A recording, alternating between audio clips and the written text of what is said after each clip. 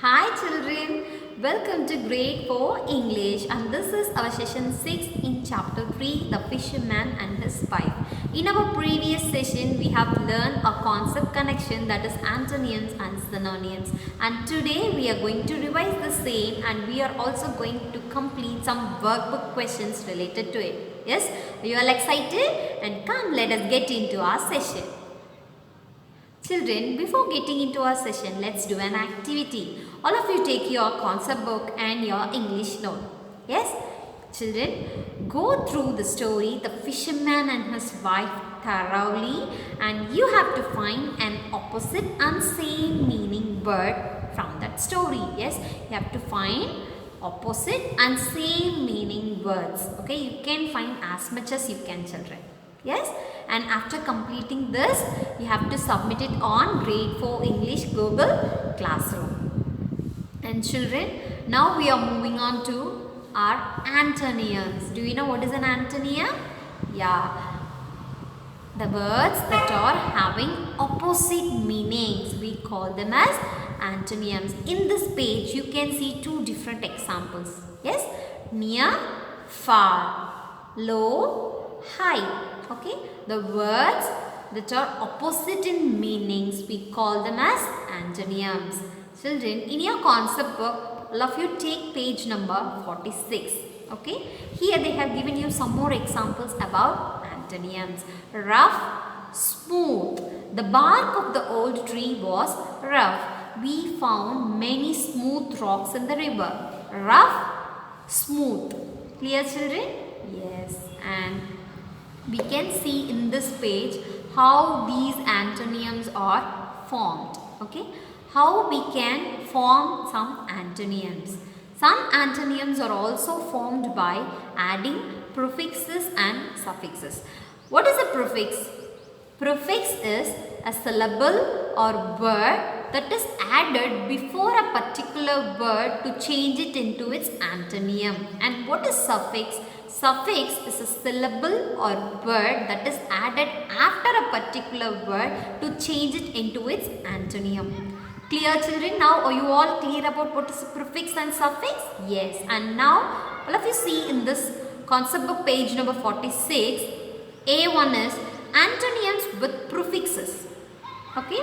First one is adding ill. It is illegal to park the car here. Okay. Legal, illegal. Legal, illegal. Next one, adding ir. An irresponsible attitude creates problems. An irresponsible attitude creates problems. Responsible, irresponsible. Clear, children? Yeah. And next one is some antonyms are formed by just changing the suffix. Okay. First one is adding full. It was very thoughtful of you to invite him for the picnic. Thoughtful. Adding less. It is very thoughtless of you to invite him to the party. Okay, thoughtful, thoughtless. From this you can see how a particular word changed into its antonym by just changing the suffix. Thankful, thankless. Here they have given you some more examples, children. Rational, irrational. Relevant, irrelevant. Legible, illegible. These are some examples for adding prefix. Now let us see some examples for adding suffix. Harmful, harmless. Faithful, faithless. Painful, painless. Fearful, fearless. Tasteful, tasteless. Thoughtful, thoughtless. And joyful, joyless. Yes, are you all clear about these antonyms and how it is formed, children? Yeah.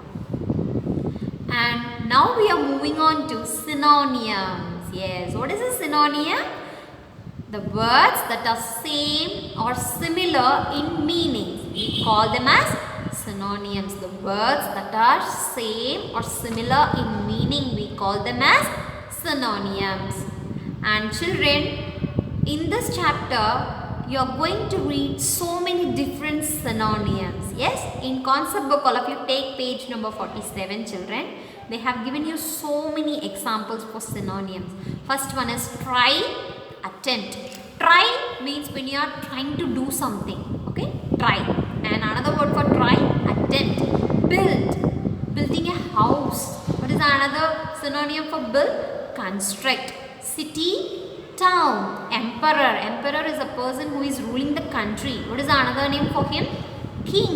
Minimum, when you are having very less amount of something. Minimum. Least.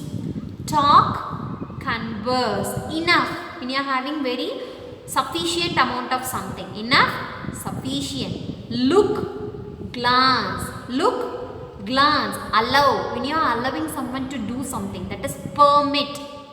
Join, unite. Trust, believe. Ask, inquire. Popular, liked by all. Popular, liked by all. Clever, smart. Clever, smart. Affectionate, loving. Affectionate, loving. Error, mistake. Error, mistake. Broad, wide. Broad, wide. Haste, hurry. Haste, hurry. Thin, slender. Thin, slender. Okay children, now are you all clear about all these words? Yes. And now we are moving on to next important thing about synonyms. Yes. Okay. For what we are using these synonyms, children?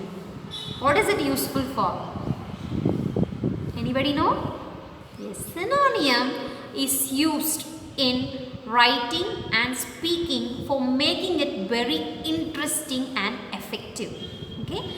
When you know many different words with same meaning, we are not using it again and again, right? We are not using the same word again and again. Instead, we can use many different words in your writing and speaking. It obviously make our speaking and writing very interesting and effective for others to listen or read. Okay? Yeah. And children, another important thing you should learn about synonym is only a noun can be a synonym for a noun, and only a verb can be a synonym for a verb. Okay? If you are writing one noun, a synonym for that particular noun will also be a noun. For example, the student was studying for the annual examinations. Student, pupil. Okay? Student, pupil. Here, both student and pupil are nouns. Clear? Yeah. And next one is the woman, lady. The women and lady both are nouns and also synonyms. The woman or lady struggled to cross the road with lots of shopping bags in her hand. And last one is the roof or ceiling was painted in a beautiful color. Roof and ceiling, they both are nouns and also synonyms. Are you all clear about this, children? Okay, next we are going to see about verbs. Yes, in case of verbs also, only a verb can be a synonym for another verb. For example, the audience clapped or applauded after witnessing the opening ceremony of the Commonwealth Games. Here, both clapped and applauded are verbs. And next one, the cook will prepare or make dinner for 25 people today. Prepare, make, they both are verbs. Are you all clear about this, children? Yeah. And I hope you are clear about what we have learned today. We have learned about antonyms, and in antonyms we have seen how we can able to change a particular word into its antonym by adding prefixes or suffixes. And in synonyms we have learned that a noun will always have a noun as a synonym and a verb always have a verb as a synonym. Clear, children? Yeah, now we are moving on to some class activity for today's session. Children, all of you take your workbook page number 32. Here they have given you some words, that is the character traits of the fisherman. Okay, and you have to find antonyms for all these words. The antonyms of all these words will be the character traits of fisherman's wife. Okay, wise, farsighted, grateful, humble, timid and considerate. For all these words you have to find the antonym. Clear? Yes. And children, next one is 10th question. Read the sentences, underline the synonym and antonym in each sentence. Children, in each sentence you will be having both synonym and antonym. Okay, you have to underline both that. Okay children, are you all clear? Yes. And children, now I am going to tell you the home assignment for today's session. 14th question in workbook page number 34. Children, they have given you some prefixes and suffixes. You have to make one word with the help of this prefixes and suffixes, and after that you have to make sentence with the antonym of that particular word what you have picked up. Okay, you have to make sentences with both the word you have chosen and also its antonym. Clear? And you have to make sentence with it. Okay children? Yeah. And 13th question, fill in the graphic organizer below with the events or names related to the story. Children, read the story, The Fisherman and His Wife, carefully and answer all these questions. First one is for the main characters of the story, and second one is what did the fish do, and third one is what was the problem in the story, and fourth one is what was the resolution to the story, that is what is the solution that we got at the end of the story. Clear children? Yeah. And children, I hope you are clear with today's session, and after completing all the class activities and your home assignment, submit it on grade 4 English Google Classroom. And children, drink plenty of water, eat healthy food, reduce your screen time and give adequate rest to your eyes children, and most of all stay home and stay safe. Children, thank you all so much and bye bye. Take